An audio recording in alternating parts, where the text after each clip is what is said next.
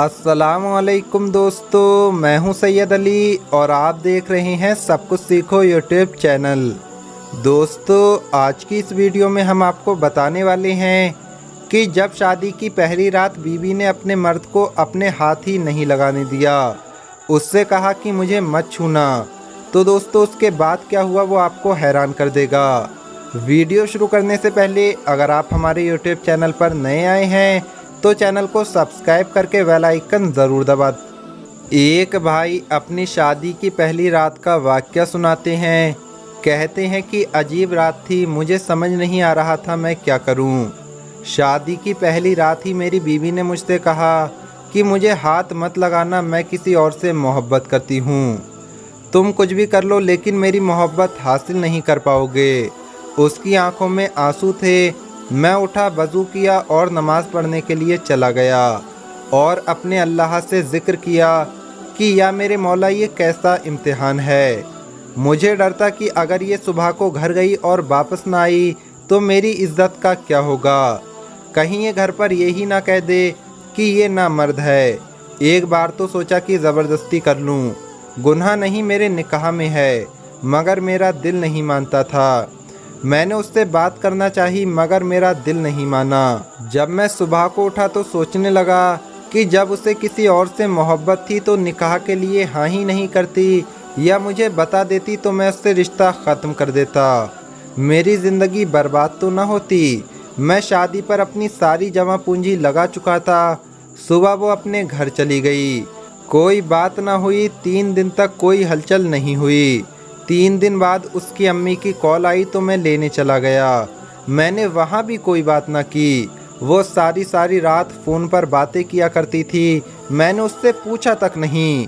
मैंने इस सारे वक्त में सिर्फ़ एक बार पूछा था, क्या तुम्हें तलाक चाहिए? तो उसने कहा नहीं। उसका फ़ोन पर जो इश्क था मुझे उससे कोई मतलब नहीं था। 7 महीने ऐसे ही गुजर गए। एक दिन उसने मुझसे पूछा कि एक बात पूछूं? मैंने कहा पूछो।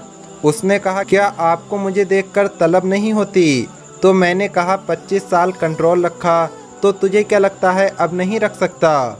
लेकिन एक दिन ऐसा हुआ कि उस दिन बात कुछ और थी। मेरे दोस्त ने मुझसे कहा कि तुम्हारी बीवी किसी और मर्द के साथ किसी होटल में बैठी थी। मुझे आज उस पर गुस्सा आ रहा था। मैंने उसकी इज्जत रखी लेकिन उसने मेरी इज्जत न रखी। मैं घर की तरफ चला गया।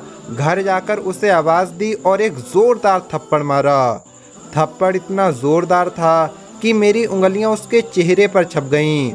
उससे कहा कि अब तुम अपने घर जाओ और आज से मेरी तरफ से आज़ाद हो।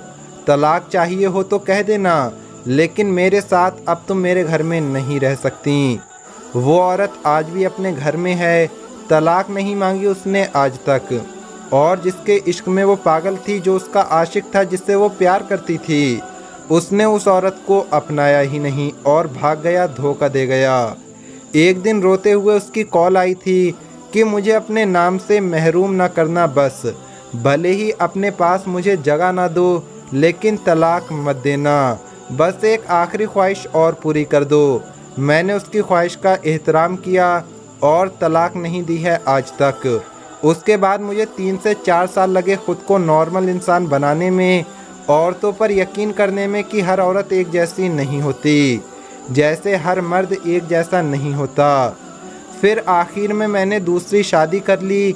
अब मेरे 3 बच्चे हैं। मेरी ये वाली बीवी बहुत नेक निकली। पता नहीं वो 2-3 साल जो मैंने सब्र से गुजारे थे उसकी वजह से अल्लाह ने इनाम की सूरत में मुझे ये सब कुछ दिया था कि अब मैं थोड़ी सी हमदर्दी को भी बहुत बड़ी बातें समझने लगा था। मैं ज़रा भी परेशान हो जाऊं तो मेरी बीवी की आंखों से नींद उड़ जाती है। उसको मुझसे इश्क है और बेइंतहा इश्क है। दोस्तों, एक वो थी पहले वाली औरत और एक ये औरत है। मैं तो वही था, वही हूँ और वही रहूँगा, लेकिन इसने मुझे अपना लिया और उसने ठुकरा दिया। लोग बताते हैं कि मेरी पहले वाली बीवी अब पागल हो चुकी है। मेरा नाम लिख लिख कर चूमती रहती है और गलियों में फिरती रहती है। उसे अपना होश ही नहीं रहा अब। लोग मुझसे कहते हैं कि मैं जालिम हूँ। मैंने अपनी बीवी पर जुल्म किया, इसलिए वो पागल हो गई।